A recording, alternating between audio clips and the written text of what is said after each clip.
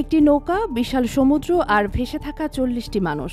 তাদের কারো কোলে শিশু, কারো চোখে শুধু ভয়। এটা কোনো সিনেমা নয়, এটা বাস্তব। ঘটেছে ভারত মিয়ানমার সীমান্তের গভীর সমুদ্রে। ভারতের বিরুদ্ধে ভয়াবহ মানবাধিকার লঙ্ঘনের অভিযোগ।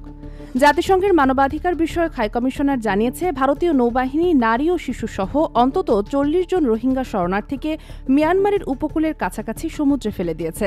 একটি দেশ কিভাবে শরণার্থীদের এভাবে সমুদ্রে ফেলে দিতে পারে? আন্তর্জাতিক আইন, মানবিকতা সবই কি আজ হারিয়ে যাচ্ছে? গত সপ্তাহে দিল্লি থেকে আটক করা হয় বহু রোহিঙ্গাকে। ৬ মে আটক করা হয় নারী, পুরুষ, শিশুদের। ৮ মে বিমানে করে নিয়ে যাওয়া হয়। তারপর ভারতীয় নৌবাহিনীর জাহাজ থেকে ফেলে দেওয়া হয় গভীর সমুদ্রে। তাদের হাতে ছিল কেবল একটি জীবন রক্ষাকারী জ্যাকেট। কোনো দিশা ছিল না, কোনো খাবার ছিল না, শুধু একটাই জিনিস ছিল, বেঁচে থাকার আকুতি।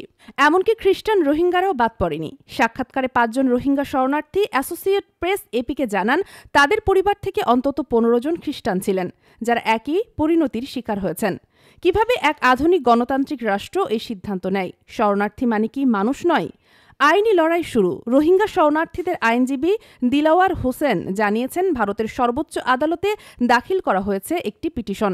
তাদের দাবি, শরণার্থীদের নিরাপদে দিল্লিতে ফিরিয়ে আনতে হবে। কিন্তু এখনও ভারতের নৌবাহিনী ও পররাষ্ট্র মন্ত্রণালয় এ বিষয়ে একটি শব্দও বলেনি। সমুদ্রের মাঝে ভেসে থাকা এই মানুষগুলো শুধু রোহিঙ্গা নয়, তারা এক একটি জীবন্ত প্রশ্ন। মানবতা কি কেবল শব্দ? শরণার্থীদের জীবন কি এতটাই মূল্যহীন? আপনি কি ভাবছেন? এই ধরনের সিদ্ধান্ত কি ন্যায়সঙ্গত? কমেন্টে জানান আপনার মতামত। শেয়ার করুন ভিডিওটি, যাতে বিশ্ব জানে কিভাবে এক মানবিক বিপর্যয় ঘটেছে সমুদ্রের গভীরে।